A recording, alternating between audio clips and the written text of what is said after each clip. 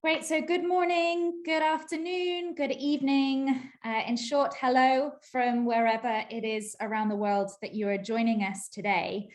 And I'd like to extend a really warm welcome to our event. My name is Katie Harris. I'm a Senior Policy Fellow at the Stockholm Environment Institute and Director of the Adaptation Without Borders Global Partnership. And it is my great pleasure and my honor to be your chair for today's World Food Forum side event. And we're going to be discussing how to grow entrepreneurs for sustainable and inclusive food systems. The World Food Forum is a youth-led movement and network to transform our food systems to achieve the Sustainable Development Goals, or the SDGs, as we'll refer to them today. In particular, zero hunger. This week of action and events gathers young people together to drive awareness, to foster engagement, and to mobilize youth-led action in support of agri-food systems transformation. Today's side event is brought to you by the Swedish International Agriculture Network Initiative, or SIANI, the government of Sweden, and in particular the Ministry of Enterprise and Innovation, WeAffect, and V Agroforestry. And together with all of you, we'll explore how a food systems transformation can be an opportunity for youth. Now, food systems are the largest employer of young people, but we know that they do not provide adequate and sustainable livelihood opportunities. Current actions for a transformation of food systems will have long-lasting effects, not least for young people. So their inclusion and leadership in the transformation is vital. For this to happen, food systems need to provide enabling structures and possibilities for youth. Now, we've got a really fantastic panel lined up for you today, bringing together young people from all around the world that are engaged in different parts of the food system to discuss the challenges and their ideas and solutions to create sustainable livelihoods within food systems for future generations. So for all of you who are participants, who are watching in the audience today, we'd really like you to be a part of this conversation. So I'd like to remind you that you can use the chat function in Zoom throughout today's discussions. You can add your questions for any of our panelists today, and we'll have a dedicated section in the agenda where we'll put these questions to our panelists.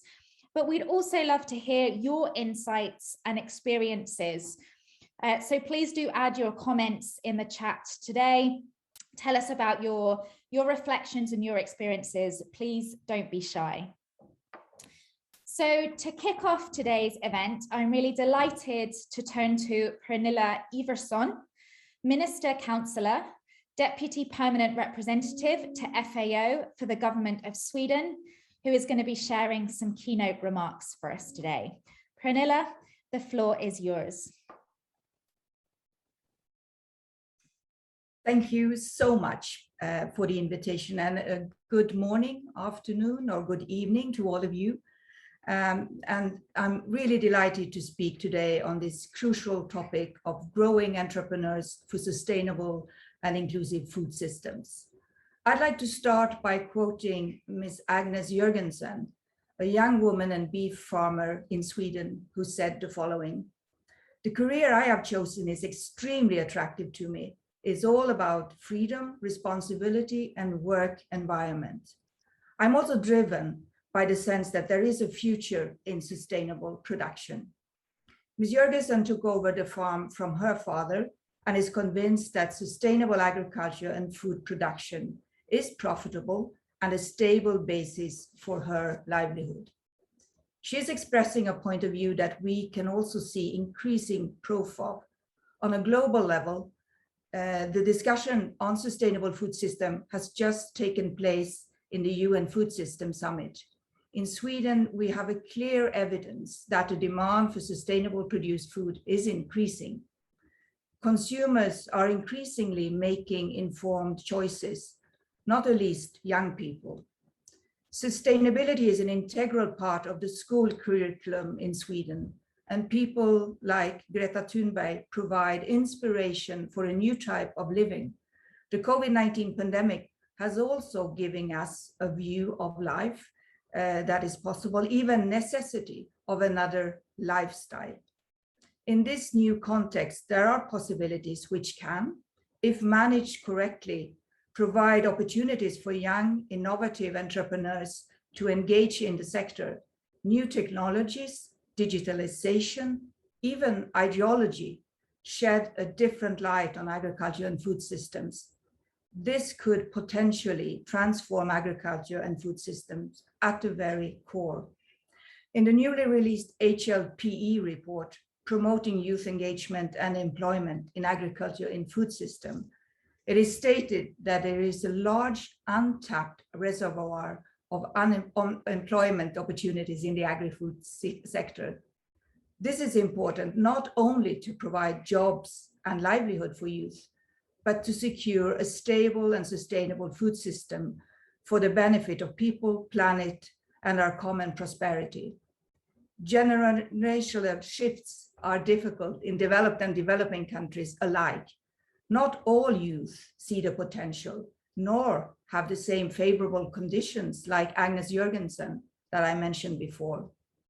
Another young woman in the agri-food business is Miss Gabanda Bath from Uganda.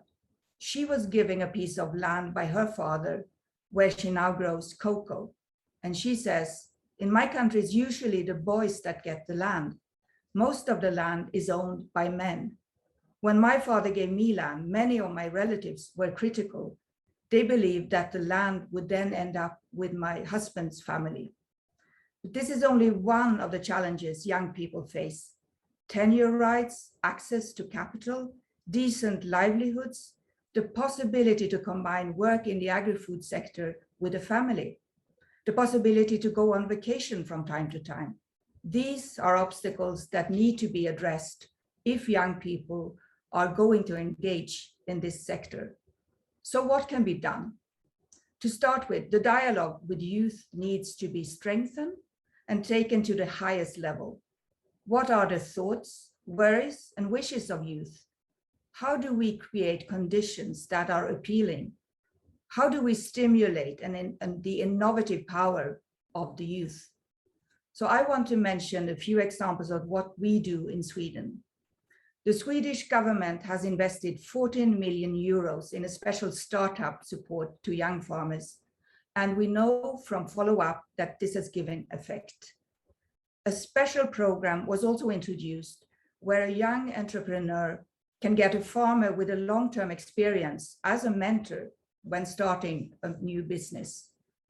A third example is the investment in strengthening the entrepreneurial competence for young people who study agriculture. The Swedish government has also engaged with youth in preparation for major global events, such as the biannual reporting on our progress towards achieving the Agenda 2030, and in preparing the Food System Summit. In preparation for the Food System Summit, Sweden, together with Cambridge University and EAT Foundation, arranged a policy boot camp with youth, where they discussed and suggested solutions to how to get healthier and more sustainable food consumption among adolescents. The winners were given the opportunity to present their ideas to the State Secretary of the Ministry of Rural Affairs, Mr. Per Kallenberg. Two of them are also participating in this forum. So in the Swedish National Pathway towards Sustainable Food Systems that were prepared and published before the summit, Sweden identifies the need to include a youth perspective in policymaking as an important factor for the way forward. Working towards sustainability, harnessing the power of and providing room for the influence of youth, promoting entrepreneurship and skills, and creating an enabling environment is not an easy task. This forum and continued dialogue, both nationally and globally, are key, but so is action. And the transfer between discussions and action is what we need to focus on from now on. Thank you so much for the attention. Thank you so much, Pernilla, for outlining so eloquently some of the opportunities that the current context provides. As you mentioned, the opportunities that exist in this large untapped reservoir, as you mentioned, of livelihood opportunities that could benefit people, planet, and build our common prosperity, but also for outlining some of the challenges and the obstacles that exist, from gender-based discrimination to tenure rights to access to capital, and many others that I'm sure we'll be hearing about today. And thank you also for setting the scene for some of the actions that Sweden is taking, but also what needs to be done. And you mentioned that dialogue with youth is critical, and hopefully we are taking some steps today to address that gap. You also mentioned the Food Systems Summit and this idea of a policy boot camp, which I'd love to pick up with you afterwards because that sounds fascinating.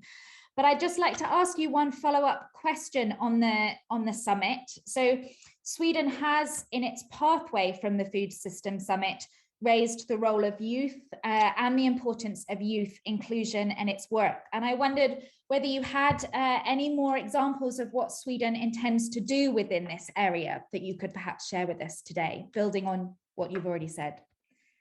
Thank you so much, Katie. Well, as you said, this is not an easy question.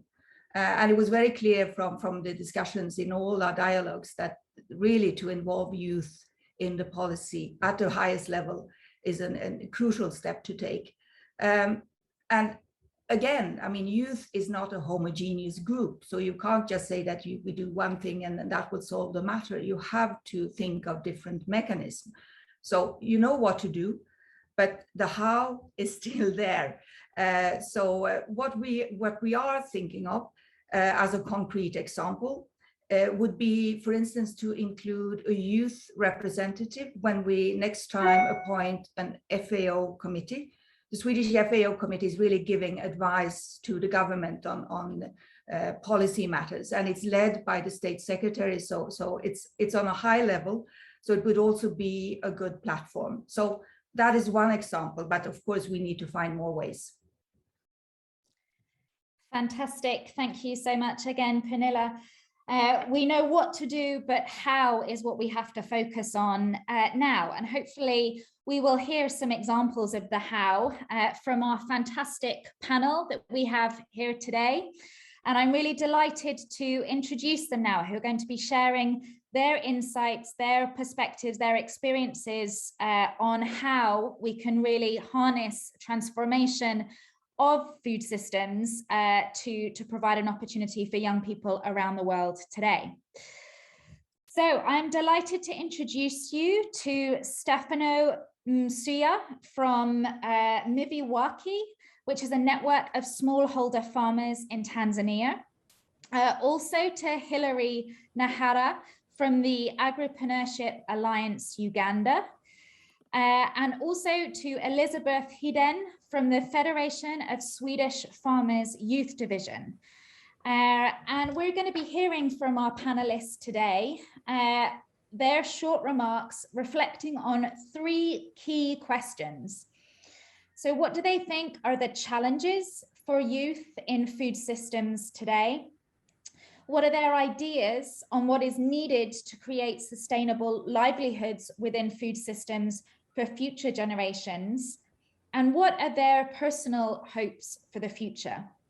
And I would just like to remind all of our audience watching to keep posting your comments, your questions in the chat. We will have a session later on today where we can hear from all of our speakers as they answer your questions. So please don't be shy in posting your comments and questions as we go. But can I perhaps first turn to Stephano?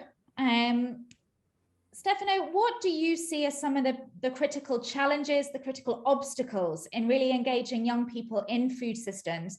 And what do you think is needed to create sustainable livelihoods for future generations?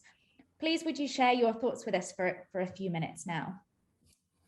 Okay, thank you, Kat. as you said, my name is Stephano Msuya.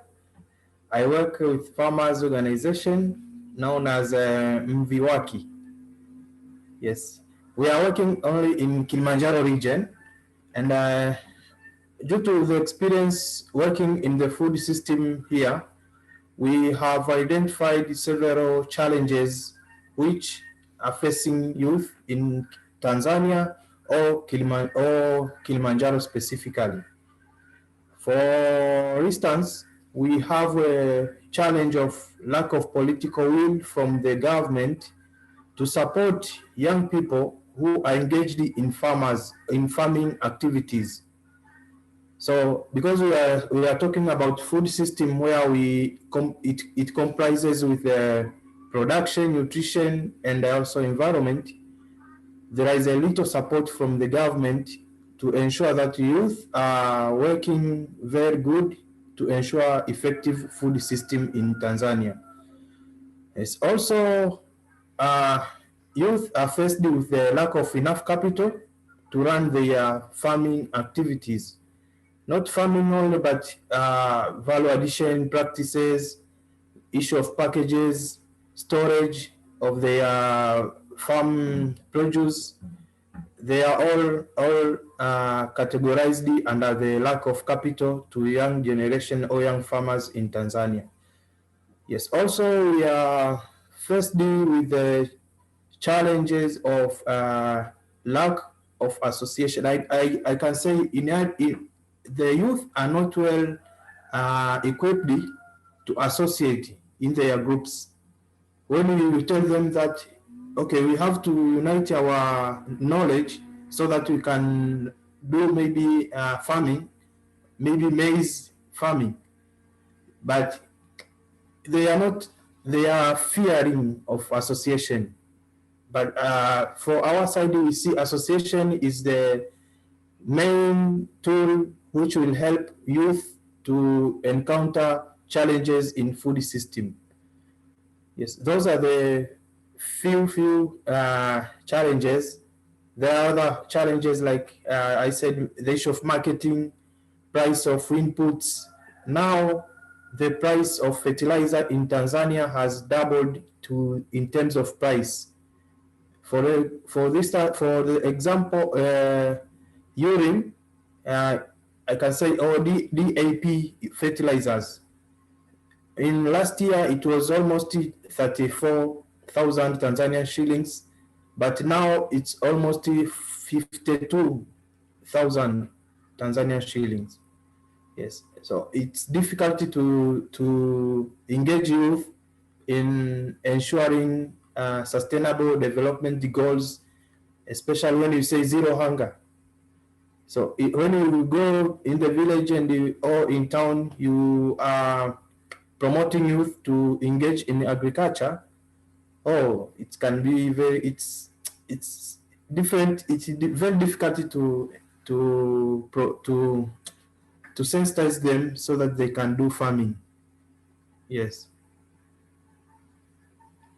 Thank you so much, Stephano. So just to summarize your comments, you listed a number of challenges there that young people in Tanzania face in agriculture, from a lack of political will to address some of the challenges that they face, a lack of capital, the high price of inputs such as fertilizers, marketing challenges, and fears of association. Do you see sort of these sorts of challenges facing farmers of all ages, or do you think some are very specific to young people? So that's I'd just like to ask you to reflect on that. But also perhaps you could share your thoughts on how young people might be part of any solutions to these sorts of challenges. Okay. According to our experience, young people are engaged in technology, most of them. So it can be technology which support farming activities like drip irrigation and greenhouse farming. Also, they are supporting technology on packaging materials. They support very well in packaging materials because they have innovative from different training centers. Also, they are participating in transportation because most of the youth are engaged in boda boda. When I say boda boda, is the motorcycle driving. Okay. Here in Tanzania, they are called boda boda. So they are transporting input to the farm, or they are transporting harvest from the farm to the market. Yes, so they are easing in terms of transport facilities. Also, I have met with some youth who are trying to promote the issue of microfinancing. They are lending money to their fellow youth who can use it for farming, but they are very little, very few in numbers. But at least we have seen the initiatives. Also, there are those who are transporting already made food. They just supply food to the offices, which is very quality and very good food. Also, they supporting the issue of drinks like juices. They make juice and sell it to the populated areas, like in the market, in the bus stations, in the office too. They are selling there. So those are the initiatives which I have seen specifically for youth who are trying to engage in food systems in Tanzania. Fantastic. Thank you so much, Stephano. Really interesting insights there in terms of the role of young people in leading the way in new technological advances, in sustainability, in microfinance schemes. Really fantastic to hear. Wonderful. Can I turn now to Hilary? Hilary Nahura from the Agripreneurship Alliance in Uganda. Would love to hear about your perspectives on the challenges for young people in food systems in Uganda, and whether you recognize some of the challenges we've already heard today from Stephano, or whether there are new and additional challenges you would like to highlight from Uganda, and also what you feel is needed to create more sustainable livelihoods for young people, for future generations within food systems within Uganda. Hilary, can we hear from you? Okay, thank you so much, Katie. My name is Nahila Hilary, and I'm the founder Active Live in Uganda Limited, a startup company that manufactures personal care and public health products of the plant origin, with our flagship product being the lemon aftershave. We work with farmers by mobilizing them into farmer groups that grow plants that we use in processing of our personal care and public health products. So to hit the question of the challenges that young people face in the food systems, here in Uganda, the first problem is negative mindset or attitude by the youth to engage in agriculture, and limited awareness of different activities or opportunities available in the agriculture sector apart from farming. Then again, we have inadequate resources like processing equipment, skilled labor, and working capital. On the issue of processing equipments, this is brought up by high taxes imposed on those equipments, especially when you're importing, and this has been limiting the use from taking part in the food system sector. Then we have competition from bigger established companies that have money. You find a young person having an idea, but those companies, just because they have capital to immediately implement it, they just steal it. And we have a lot of bureaucracy in accessing and getting our patent rights. Yeah, that's what I can say on the challenges. Then on the issue of what is needed. Here in Uganda, we are looking at involving youth in the planning process of various youth programs introduced in their regions than just inviting them at implementation stage. We believe if youth can be involved in the planning processes, they know the problems they are facing better than those people that are always involved in planning for them. Then secondly, we are looking at enhancing business mentorship and exposure to successful agribusinesses, and which can involve practical trainings, maybe on startups, business development, resilience and persistence before realizing profit. Then mindset change trainings through exposure to other successful youth can also help to improve their participation. And again, the governments can look at subsidizing access to affordable processing equipments. You know, I'm basing on the side of processing because for me, I'm majorly in value addition. Thank you, Katie. Thank you so much. Hilary, do you want to turn on your camera? Just, I know your internet connection may not be stable, but just so we can see you all and give us a wave. Hi. Great.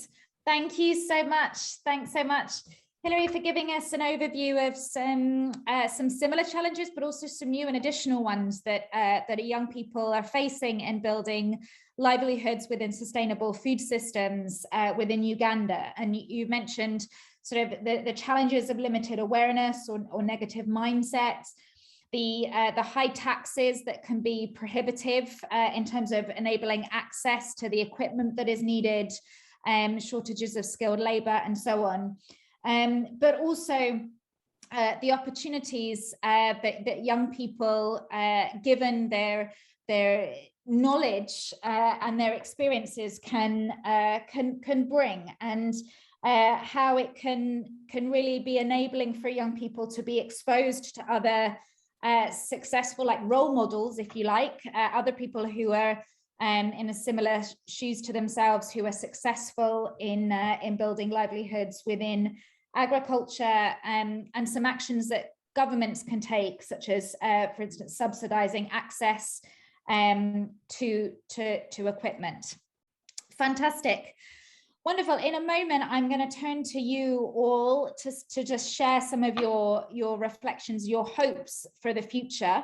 But for now, in the interest of time, I'm just going to turn to Elizabeth Hiden from the Federation of Swedish Farmers Youth Division. Elizabeth, keen to hear your thoughts on the challenges that you see for young people in food systems around the world, perhaps drawing on your experiences within Sweden, and whether you again recognize similar challenges to those that we've heard from with regards to Tanzania and Uganda, but also your thoughts on what is needed to create more sustainable livelihoods for food systems, within food systems for future generations. Elizabeth. Yes. Please tell us some thoughts. Yes, it's so interesting because I really see similarities between both Uganda and Tanzania and Sweden. And in Sweden, the average farmer is 58 years old. So it's a very old person today, often a man. Also, we talked about this before, the gender perspective. I think one of the biggest challenges for young farmers is that the lack of capital compared to the low profitability to being a farmer. And this makes it hard for young people to get access for land. And the farms getting bigger and bigger in Sweden because you need to be bigger to owe some money. And this makes it even harder to buy a farm when you're young because the farms are so big today. The farmers in Sweden only get paid 10% of what the consumer pay in the food store. So that's a big problem too. How can we make everyone in the food system to have a more fair income?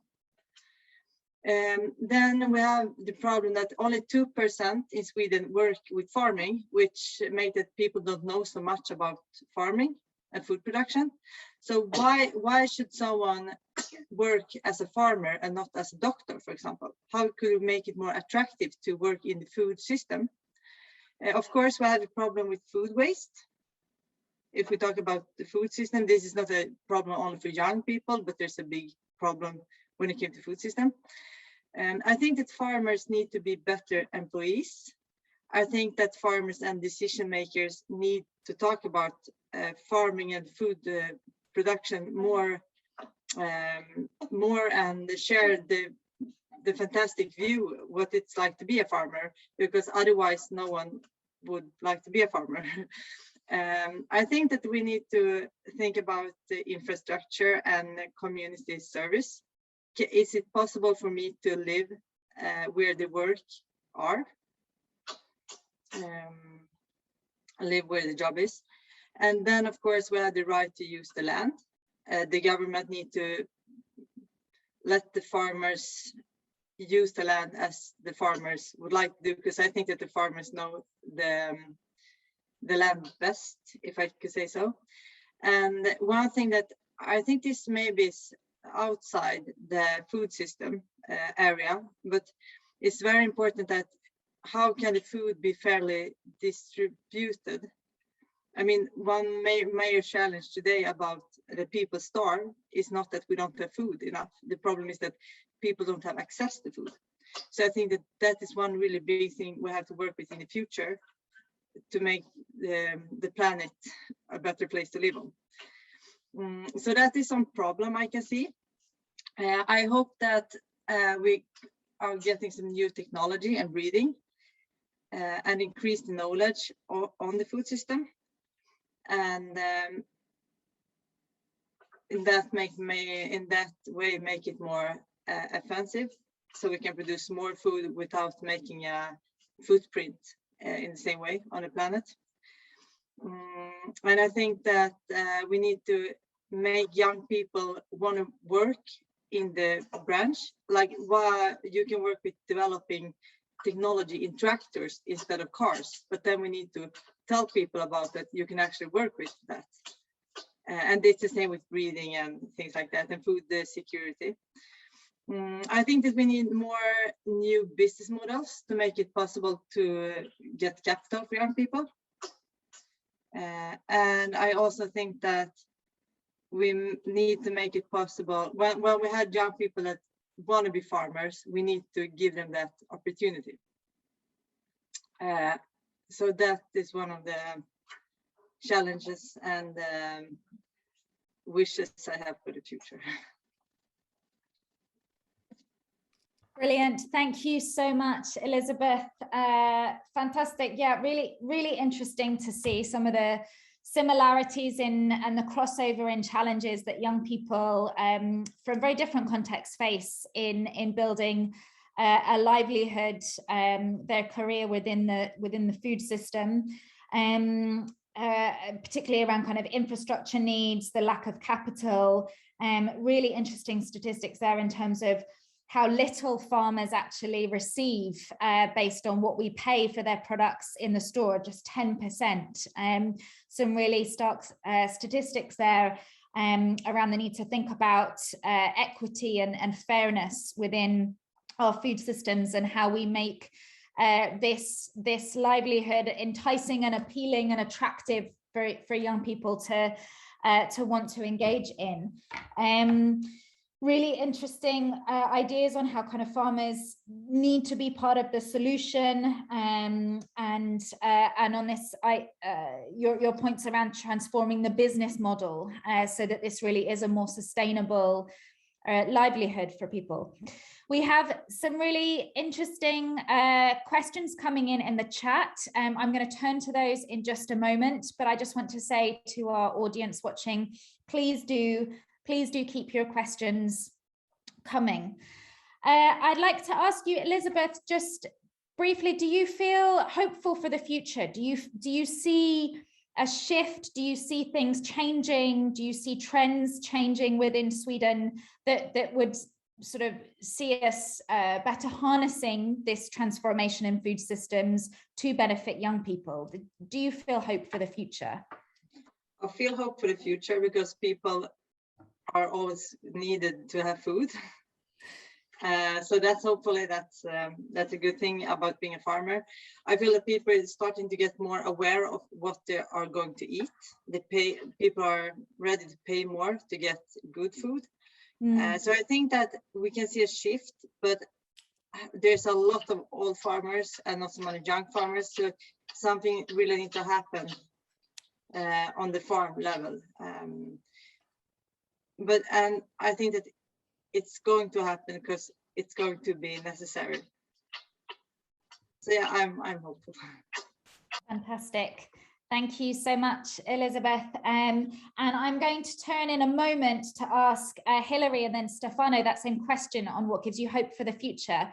But I'm now delighted to see that we have a fourth panelist who has just joined us now. So I'd like to turn to Prudence Ayabare from Uganda's National Farmers Federation, or UNFFE. Prudence, I believe you had a few connection problems. I can empathize with that. I've been having internet difficulties here in Sweden all week. But Prudence, have we got you there? And I wonder if you'd, if we do, if you'd care to share some of your insights and perspectives on the challenges for young people in food systems and what you think is needed to create sustainable livelihoods within food systems for future generations. Thank you, Katie, for that. And I'd like to take this opportunity to thank you for organizing and thinking about the young people who are always at the apex of changing things and changing the styles in any farming community like we have.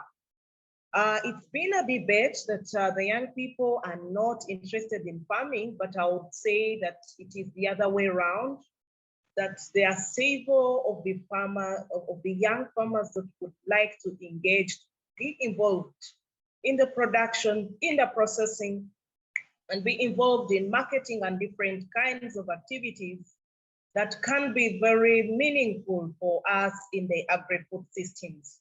But despite the urgency, despite the character that we have, where we need to be go-getters, where we need to pick this and that, there are several challenges in terms of enabling environment, in terms of skills gap that has limited us from being able to perform the way we would have needed. One of the key challenges that we have, that we need urgent redress and attention, is about our mindsets, where agriculture is still not yet taken as a profession. Professionals are more into banking, they are into hospitals like doctors and professors and teachers. And so it has been a marginalized kind of enterprise that has not attracted many people. And of course, depending on the society perceptions, it has limited many of the young people to train and walk towards the path of agriculture. And of course, if we would have many of our young people trained, mentored by those who have made it, then it would be a key tool. I have always said that the youth is an ingredient that we cannot, that most of the times is left out in every kind of preparations. But at some point, you find that they are still missing out, and we have not facilitated them to move towards to where they would be. So one of the elements that we need is to have the youth understand the concept, understand the youth, understand the farming, and then be able to grab the opportunities that are at hand. Secondly, among the other key areas is the missing skills. So far in our country, we have about 65% of the population depending on agriculture. But it is organized in such a way that whoever lacks a job is considered to be participating in agriculture. And as a result, it is left for the unskilled.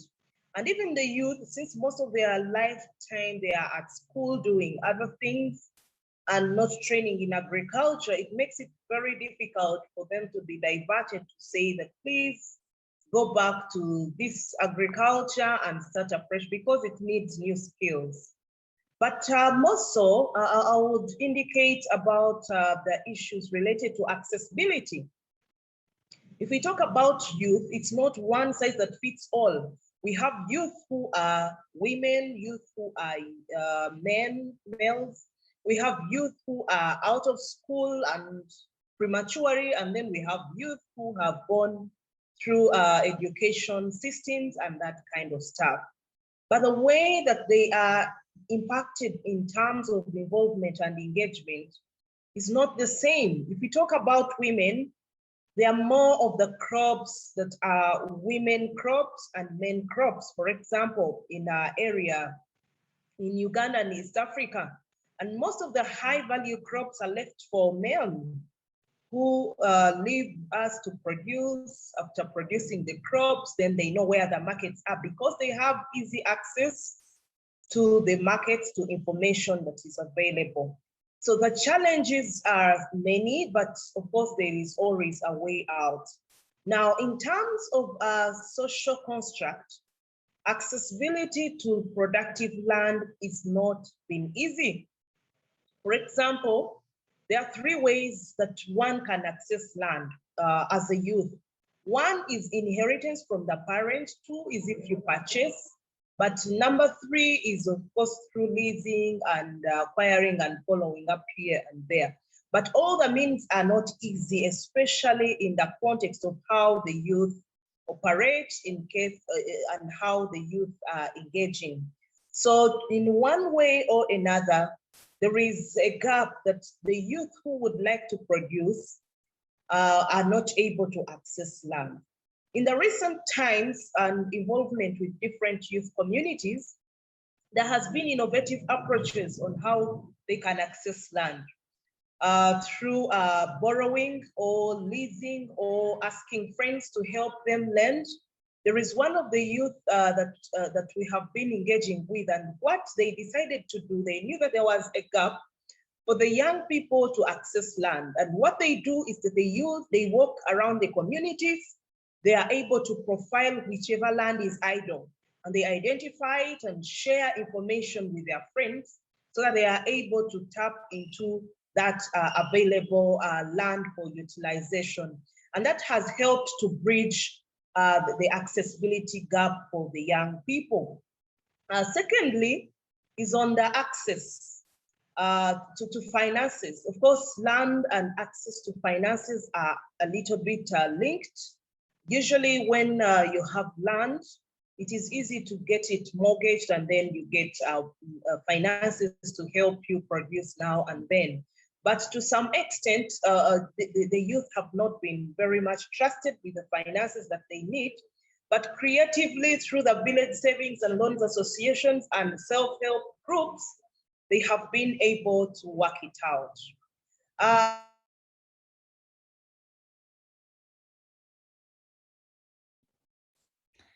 Oh, I think we've having just a couple of technical difficulties there. Perhaps while we try to see if we can get Prudence back, I can just give a very quick recap of what she was saying, because it was super interesting, echoing a lot of Hillary's remarks around changing mindsets and this barrier that we see where agriculture is not seen as a sort of desirable profession, or very professional profession to get into, and the role that training and mentorship can play in overcoming some of those barriers and challenges. We've also heard around challenges of missing skills and around the different sorts of challenges that different groups face, and the need to be mindful that a one-size-fits-all approach won't work for everyone. And some fantastic examples there of solutions, suggestions to sort of which speak to those different challenges. from innovative approaches to accessing land, and also in terms of access to finance. There, I'm just going to see if we have got Prudence back. I think we might have lost her for the moment. Okay, well, if she comes back, Jonathan, perhaps you can give me a quick wave. We had a really interesting question in the chat from Alice Castenson, who said, I like the hands-on solutions that you focus on, and which forums and perhaps at which levels of decision-making do you think young people can have the most influence to change food systems? So which forums, which levels of decision-making do you think young people can have the most influence to change food systems? And I'd like to turn first to Hilary for your thoughts on this, and also related to that, where do you have hope for the future in terms of seeing young people most able to influence their opportunities that they have within food systems for the future? Hilary, would you care to share a couple of thoughts? Well, thanks so much, Katie. My hopes for the future is seeing young people introduced to agriculture at an early age, since we believe that a tree can be easily bent while still young. So if the young people can be introduced to agriculture at an early age, let's talk about engaging them in agriculture while in lower institutions of learning. Like here in Uganda, sometime back in primary, teachers would discourage us from taking part in agriculture. You know, they would be encouraging these professionals like doctorates, going in for things like they will be teaching us to be lawyers, and all those things that maybe give you offices but not field work. So I believe if the governments can change the education system, especially in Africa, that's where the education is not favoring agriculture, more youth will take part in the food system. Then on the question that is in the chat, I believe the forums that can be utilized to engage more youth in agriculture is forming youth cooperatives. Like in Uganda, we have associations that bring together young people. You contribute money and you organize learning activities. You visit farms where you do practicals. I believe that one is going to help. Thank you. Great, thank you so much, Hilary, there on outlining the opportunities that could be harnessed from education in terms of introducing agriculture as a viable and desirable livelihood for young people at a young age, and also the role that associations can play. In just a moment, I'm going to turn to Stephano to see if his thoughts on what gives him hope for the future in Tanzania. But just before I do, Prudence, I believe we have you back, and I just wanted to give you the last minute or so we lost you just as you were talking about access to finance, just to see if you had any final thoughts to share, and then I'll turn to Stephano. Okay, thank you so much. Katie, sorry, it's raining cats and dogs around, and the internet is a bit unstable. But I was saying that the access to finance is directly linked with land access and other opportunities. And of course, one feeds into the other. One of the key recommendations I believe that if we are focused, we can look into is continuous sensitization. One of the key deals is that agriculture has opportunities, but the people that benefit from agricultural activities themselves are not agriculturalists, they are not farmers, they are not young people, but they are economists, they are middlemen. So there is urgent need to sensitize the young people to learn about the opportunities that agriculture sector can do. Other than us moving to urban areas, we are struggling, and yet there is potential that we can learn about. Maybe if I would say conclusively, in the context of collaborative efforts, there is one African proverb which says that one finger like this cannot pick a nut.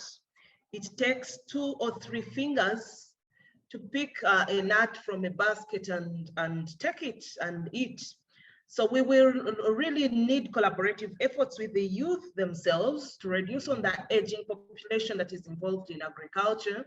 But we also need government to deliberately look out for youth to be involved, to organize urgent programs for the youth so that they can learn about the opportunities, they can be involved. But we also need partners, development partners, private sector, so that they can support the process. One last point I'll conclude with, sometimes I have thought that it is not the youth who do not have who do not like farming, but it is the environment that we are in that does not attract itself to us as the youth.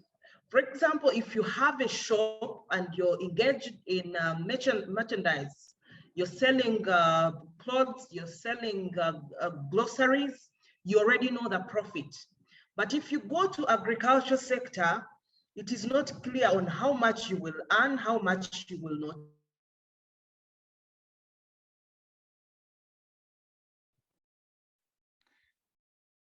Oh, that the raining, the cats and dogs has caught up with us again.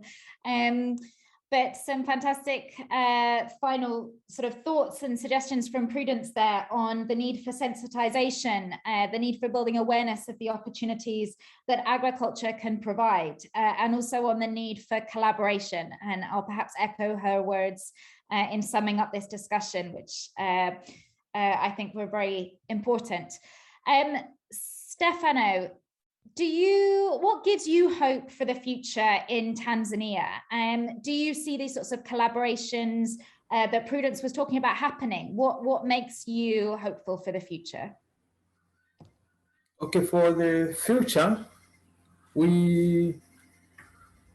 I concur with some points from Prudence, which can work also in Tanzania, because we are sharing the same the same vision of our continent, because I have heard about, she mentioned about the issue of association or collaboration. It's very, very vital tool which will help young generation to come. I can link this with the question from Alice, where she asked me which level where young people can make effective decisions or changes. For here in Tanzania, I can see youth can make change in groups if they are facilitated to be in groups, and they can form meaningful groups. I actually, they can make changes in the food system, because through the groups, it's where they can be financed. We have seen here in Tanzania some banks are giving loans to farmer groups who are registered. And also at the community level, we have a community funding from the district councils. They provide money to the groups where farmers can access funding. So through grouping is where youth can make changes. And forums, in terms of forums, they are using village meetings. Also, they are using not very effective, but in policy reviews, especially those related to food system, most of the young people are not given enough time to engage in those forums. So I can see if they will be given empowerment, so that they can be effective in analyzing policies. I think it can work very effective to bring changes, because also in the parliament we have very young leaders there, but they don't have agenda for youth. That's a challenge. But if it can work, then youth can drive changes in food system. Fantastic. Thank you so much, Stephano, for also answering that question around the potential of these sort of village level forums and meetings and on the power of association, on what young people can collectively bargain for, and the sort of the strength that comes in numbers. We only have about 3-4 minutes left. I'm going to use my privilege as chair to ask the panel one final question, and I'm only going to give you 30-40 seconds each to reply. So would appreciate just your very short remarks, but I would like you to sort of take you on a journey into your imagination and to picture yourself as part of a congress, as part of a group of young people from all around the world that have been tasked with transforming food systems so they better harness the strengths and the opportunities that young people provide. And I would like to imagine you've had several weeks of discussions, but you have just 30-40 seconds to talk with a reporter and to share 3 actions that the Congress has decided to take and why, and what would they be? And I'd love to turn to Elizabeth. Perhaps you could kick us off, and then I'm going to turn to Hilary after that, and then to Stephano, and we'll see if Prudence has been able to join us. Thank you very much. I think the most important thing is that we need new business models or a new way to make young people actually get access to the land and to some financial like money, so they can start farming. I think that young people make a big change at the farms and at the factories, but we need to give them access to be there. Thank you very much. Thank you so much, Elizabeth. Hilary, your 3 actions. Thank you so much. For me, I think like here in Uganda, if you are to encourage more youth to take part in the agriculture sector, we need to provide mentorship and exposure for the youth, and this can be done through establishing agribusiness incubation centers in both ROA and institutions of learning, just like I said previously. Then easing the process of acquiring the intellectual or patent rights for their innovation to protect them from exploitation by the already established companies that have money. Then again, providing conducive environment for youth-led businesses by providing tax holidays and putting subsidies on equipment. Yeah, that's all I can say. Thank you. Fantastic. Thank you so much, Hilary and Stephano. Okay, for my side, I will like to introduce initiatives or platform like this where youth can meet and they can share opportunity available in food system in terms of in production, nutrition, environment. So we need these forums.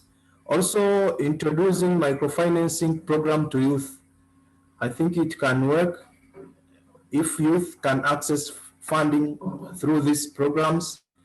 And the last one is advocating for government to support youth by introducing practical priorities in the food system. Yes. Fantastic. Thank you so much, Stephano. I can't see Prudence there. So maybe she can share with us her thoughts and we can share them over email afterwards. But fantastic. I've heard about the need to realize new business models and tackle access to land and financial resources, about opportunities for mentorship and exposure, whilst also protecting people's rights and providing opportunities such as incentives through tax and subsidy reforms. And I've heard about creating platforms and forums for young people to meet, providing microfinance opportunities and advocating for the government to prioritize young people and the opportunities that they bring to this sector. I'm afraid we are out of time, but I wanted to say thank you so much to our panel and to all of you joining and watching us today for your inspiring actions that you shared with us in your remarks. You've really given us a lot to think about to really ensure that a food systems transformation can be an opportunity for young people around the world. Please do keep an eye out on SIANI's website and their work on the topic of youth. SIANI is an open and inclusive network that is open for engagements from around the world. And in the chat, you'll see a link where you can learn more about SIANI's efforts for young people and how to get in touch. I'd like to leave you with Prudence's words around the importance of collaboration and that wonderful proverb that she told to us around how it takes more than one finger, it takes 2 or 3 to pick out the nuts from the basket. And I think this is a prime example of the importance of collaboration in understanding our shared challenges around the world, but also in harnessing the power of solutions and really bringing people together. And the power of collaboration is something I've heard again and again during the dialogue today. So we hope that you will connect with us at future dialogues, and we wish you our warmest regards and to really enjoy a fantastic last 2 days at the World Food Forum. Thank you all.